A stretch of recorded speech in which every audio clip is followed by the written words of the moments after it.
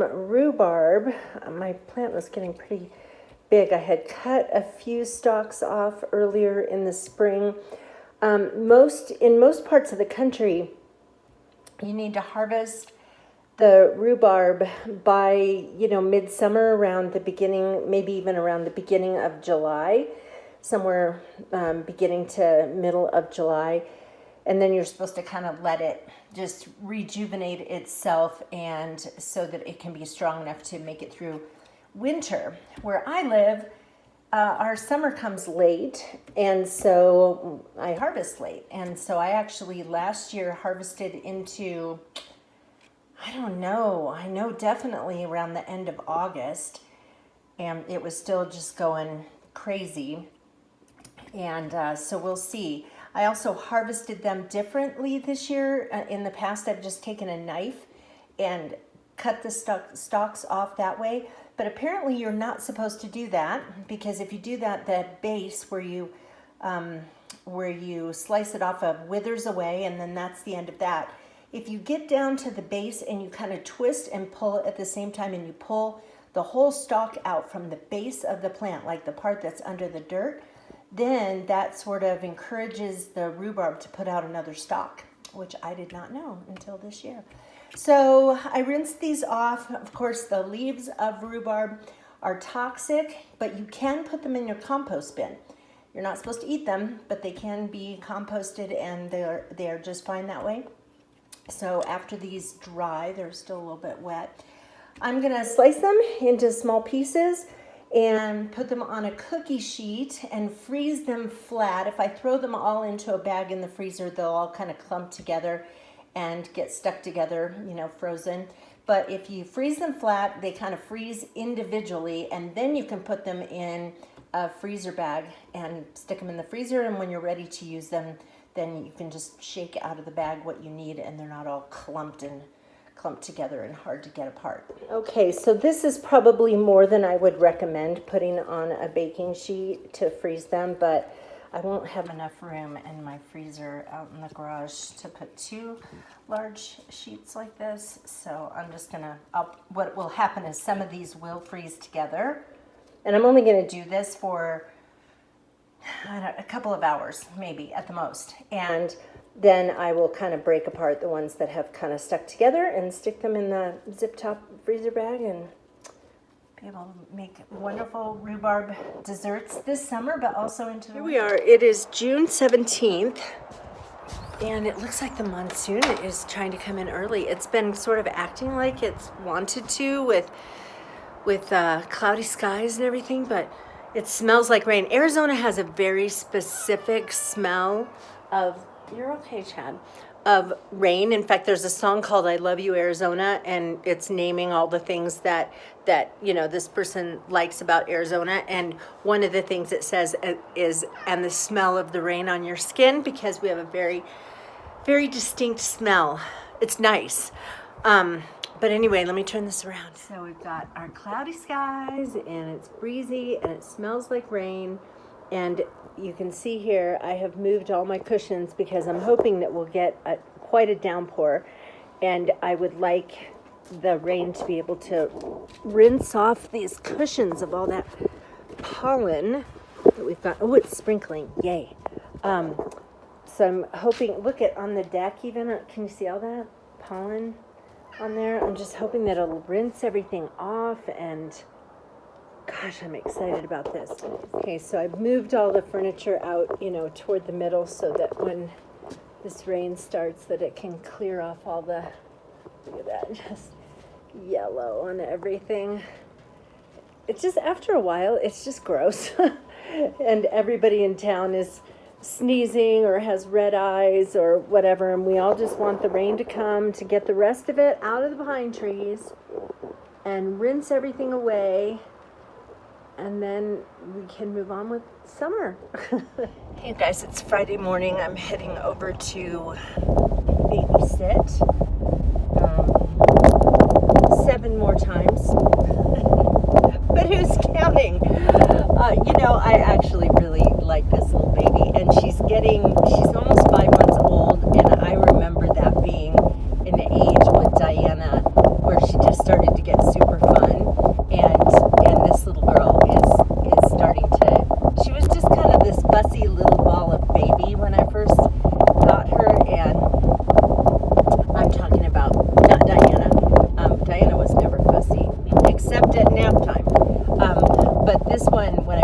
babysitting her, she was just this fussy little ball of baby, and now she's, starting to get this fun little personality, and so yeah. But I have a lot going on in my life, and it will be nice to have Fridays where I can do those things. And just this happened to me when I had Diana. I can't get anything done. I don't know if any of you guys are like this, but like if I have something scheduled to do at say 2:00 in the afternoon, I can't really get much accomplished before then. Like I could, empty the dishwasher and maybe clean something around the house or straighten up or something, but to sit down and like dive into a project, I can't do it, because all I am thinking about is the fact that I have to go to this appointment at 2. And so it's I noticed the same thing when I had Diana, was that I just couldn't get anything done. So even if she went down for nap, like she was a terrible napper at first, we finally worked with a sleep specialist and got things nailed down there, but her first nap ended up being a good long nap. And there was one time that I actually ended up making body products during that nap time, like shower bars and lotion bars and stuff like that. But otherwise I just couldn't really concentrate, because I knew that she was gonna, even though it was like 2 hours, I still knew she was gonna wake up. And so I don't know, I'm weird that way. So it's the same thing going over to babysit on Fridays. The first day I went, I loaded up all kinds of stuff that I was gonna do. I had my pine needle basket making stuff, and I got like nothing done. So today I have my computer, because I can always do quick little things on my computer, and I brought my Bible study book that I'm doing with my niece, because sometimes I can like get a page done, and yeah.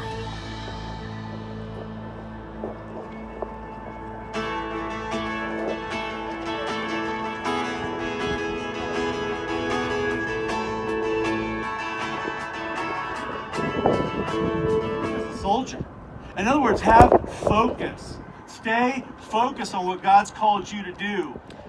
So hopefully you guys can hear me. We had our church service outside today for Father's Day, and they've got stuff for a barbecue and games, cornhole games, and all that kind of stuff. It got really windy, which was good. We got some cloud cover because it was super hot when we first showed up. But anyway, a lot of people showed up, and it's currently cloudy and quite windy, which is making it less hot, because I think the high today is supposed to be 90. You guys, John and I are donating our Purple mattress. Have you heard of Purple Mattress Company? Big gel mattress. We have a king size. We paid $1,500 for it. It's too soft for me. Anyway, we're donating it to a charity. Looks like they're building a habitat house right here, but there's another place that they have. I think it's for people in recovery or something, or getting back on their feet. And because you can't give away even a really nice mattress. You can't give them to thrift stores. They're federal government guidelines. You're not allowed to sell. Thrift stores are not allowed to sell mattresses. So anyway, we were like, what are we going to do with this thing? It's in such good condition. It's been in our guest bedroom for 4 years, 2303.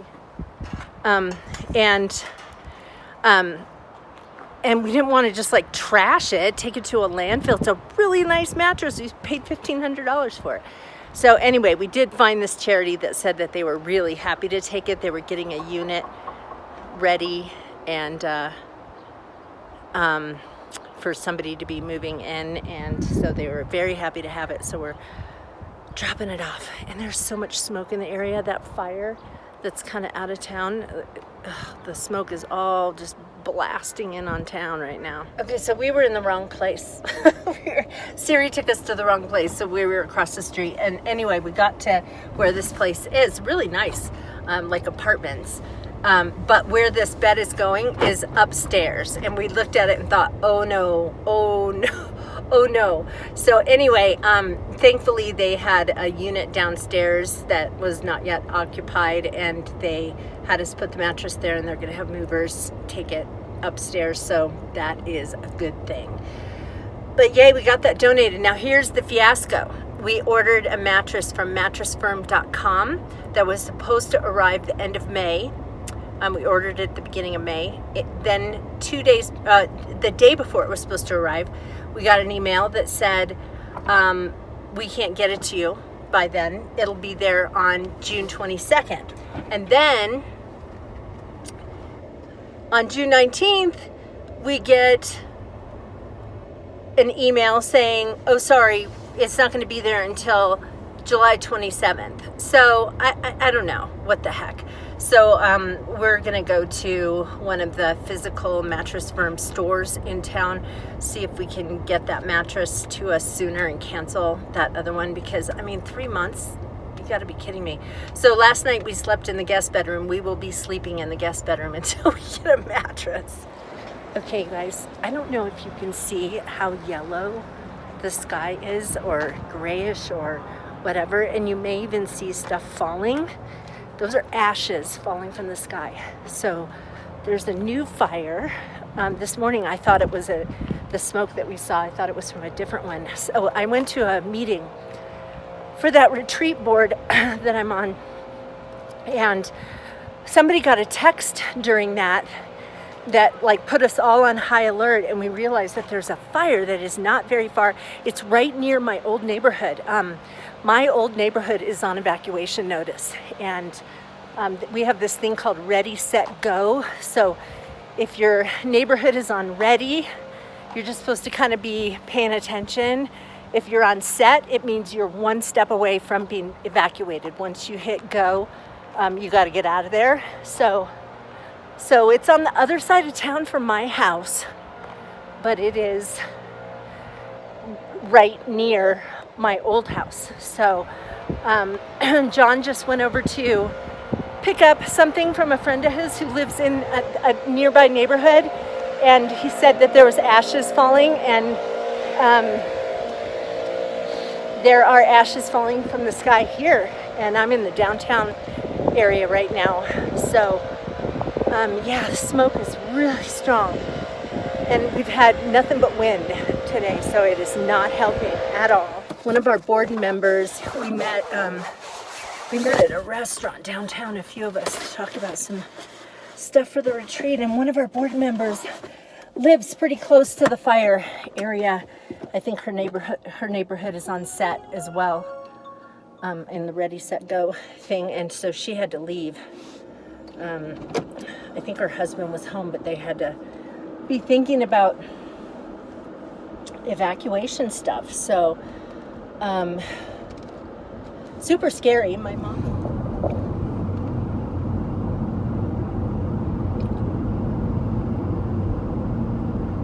I don't know if you guys can see that.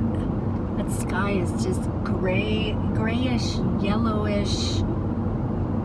It looks smoky over here too. Seriously, if somebody told me that there was a fire on my side of town too, because we're getting close to my house, I would believe them. I mean, I don't look at this straight ahead. Look at the trees. There is smoke in those trees. Man, that looks like there's a fire close. But oh my gosh, seriously, I'm looking all around and just seeing lots of smoke, and so it makes me wonder if there's more, if there's another fire, and not just the one that they were talking about. We dropped off that other mattress this morning. Now we're going to be sleeping in the guest bedroom, so we decided to just go to Mattress Firm in town and see what they had.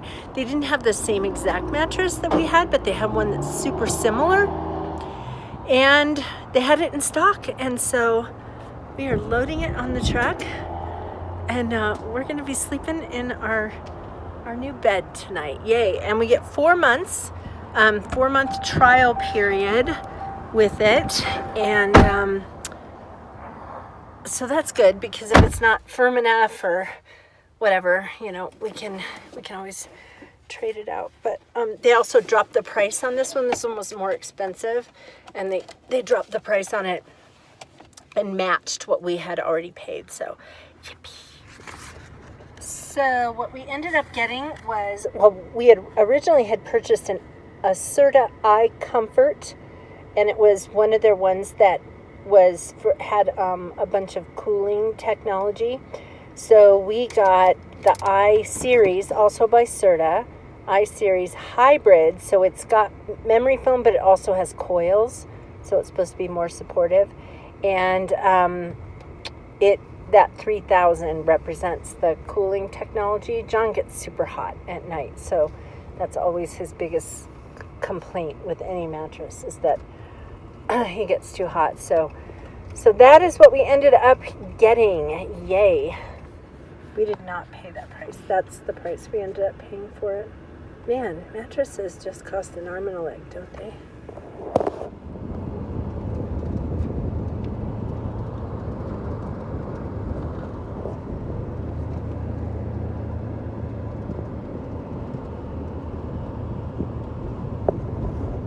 So another thing we always do when there's a fire is we always start thinking about people we know who are in the affected areas and start offering our home as a place where they can come stay. So we actually have an offer out there for one of John's coworkers.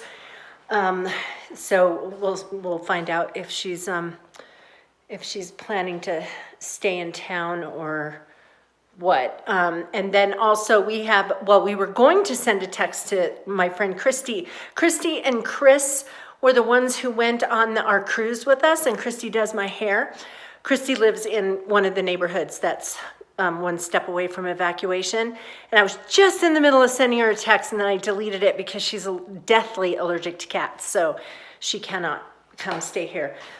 He's a pastor of a church, so they probably have gotten, 50 offers of places to stay.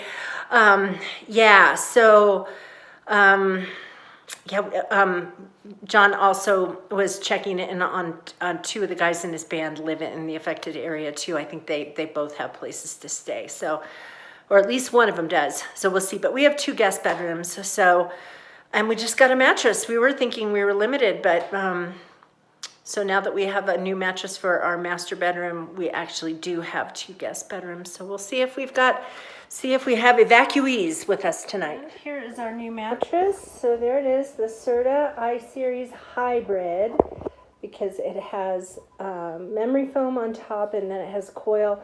And you can see these snowflakes, the 3 snowflakes is where the 3000 comes from, as opposed to 2000 for how much cooling technology it has in it. Hopefully that will make John happy, and hopefully it won't be too soft for me. Okay, so here's a map of how things are looking for the fire. So the fire is actually right here.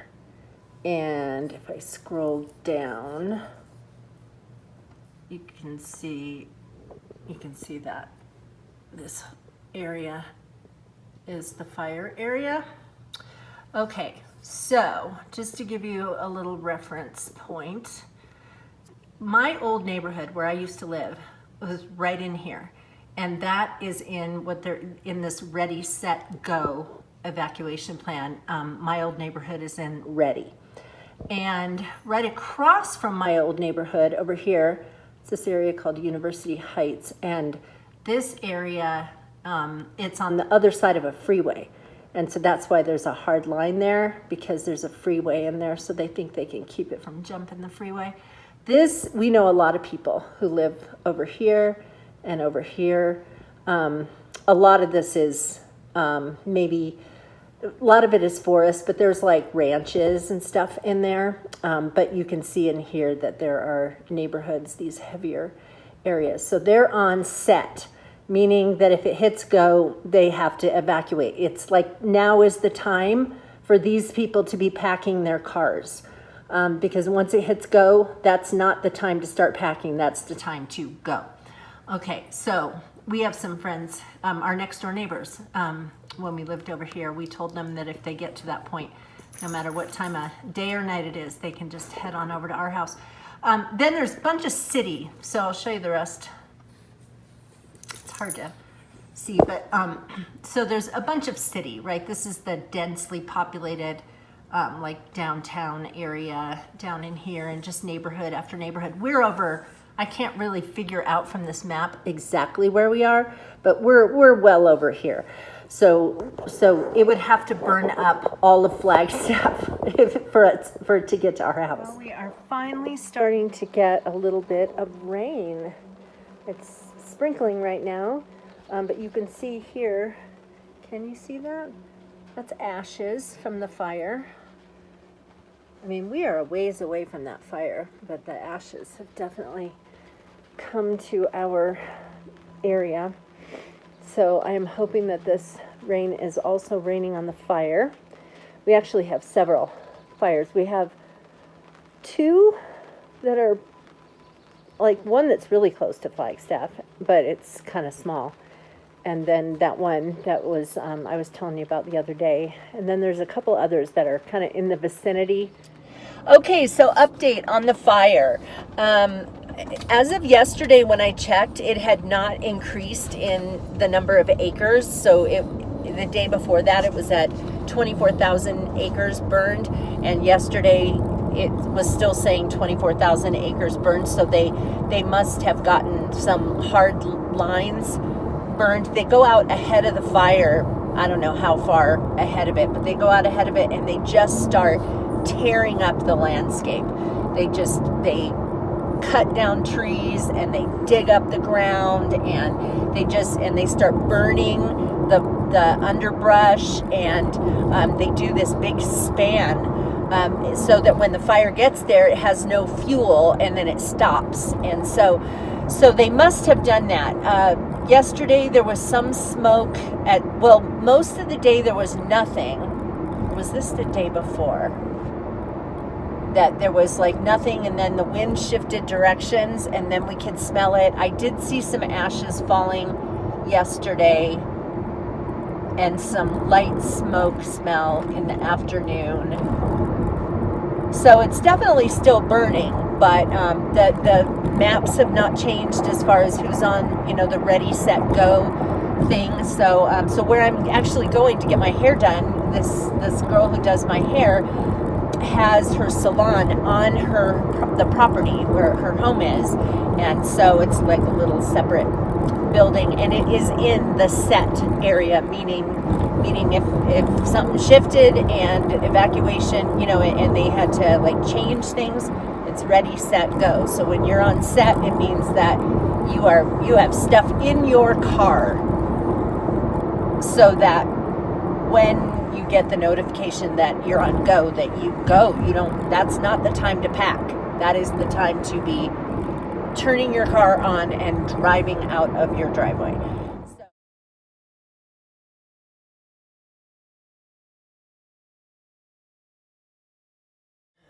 Hey guys, so I got my hair done.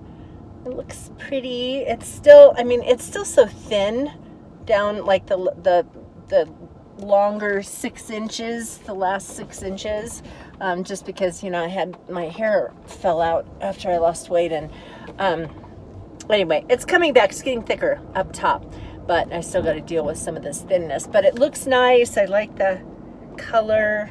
Today was I already mentioned this, today was a highlight day, so she did the roots and highlighter. And I just love going to see Christy, who does my hair, because we're not like friends, we don't hang out, I don't talk to her, rare, sometimes we'll text in the meantime, like in between appointments, but not very often. But Christy and her husband are the ones who went on our cruise with us, so they always joke and say that they crashed our anniversary cruise, but their anniversary is 1 week after ours, and they got married the same year as us, 1 week after we did. So we did that anniversary cruise together, and John and her husband didn't even know each other until a couple months before we went on the cruise. So anyway, so Christy and I are not, I mean, I would call her my friend. She came to my baby shower when my friends threw me the shower for when we got Diana. And she, like, yeah, it's interesting. I would call her my friend, but we don't ever hang out together. Do you have friends like that? So, but when we get together, we talk about everything under the sun. And she's just such an interesting person. And we're just always back and forth, talking about things. And we're kind of interested in a lot of the same things. And when we text each other in between times, it's usually about some TV show or series that one or the other of us discovered that we know the other one will like. So, but anyway, so when I go and we're just, chit-chatting the whole time, it's just always so fun. So it's not like it's not like I'm sitting there twiddling my thumbs waiting for my hair to process. Part of the fun of going to get my hair done is that Christy, like, she's not working on anybody else at the time. She's not like, okay, you sit here and I'm going to go do this person. You're the only person there. And, we just sit and chat. And she's